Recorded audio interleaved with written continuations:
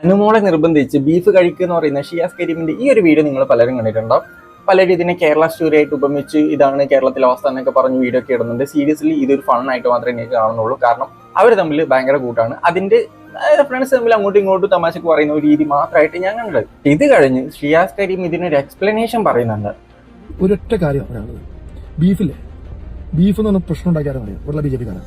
അനുമോളോട് ഞാൻ ബീഫ് കഴിക്കാൻ പറഞ്ഞു. അപ്പൊ അനുമോളോട് നിൽക്കേണ്ടായിട്ടാണ്. അപ്പൊ ഞാൻ മനഃപൂർവ്വം ചോദിച്ചത് എന്ത്, ഈ ബി ജെ പി ജോയിൻ ചെയ്തോ, അതാണ് ബീഫ് കഴിക്കാത്ത. ഈ ഒരു ടോക്ക് ഉണ്ടാകാൻ കാരണം ഇവിടെയുള്ള ബി ജെ പിക്കാരാണ്. പന്നിയിറച്ചില്ലേ, വേവിക്കാൻ നന്നായിട്ട് അതിൽ വേറെ ഉണ്ടാവും. വേറെ അത് വെന്താ മാത്രമേ വേറെ കൂടും.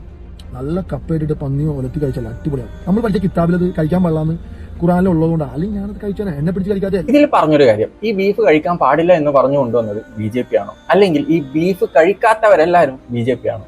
ഒരിക്കലും അല്ല. പലരുടെയും ഓരോ വിശ്വാസത്തിന്റെ ഭാഗമായിട്ടാണ് ബീഫ് കഴിക്കാത്തത്. പലരും പശുവിനെ ദൈവമായിട്ടും മാതാവായിട്ടും ഒക്കെ കാണുന്നുണ്ട്. സോ അതിന്റെ ബേസിലാണ് ബീഫ് കഴിക്കാത്തത്. അതേപോലെ തന്നെ ഷിയാസ് കരീം പറയുന്ന ഒരു കാര്യമുണ്ട്, കിതാബിൽ പോർക്ക് കഴിക്കാൻ പാടില്ല എന്നുണ്ട്.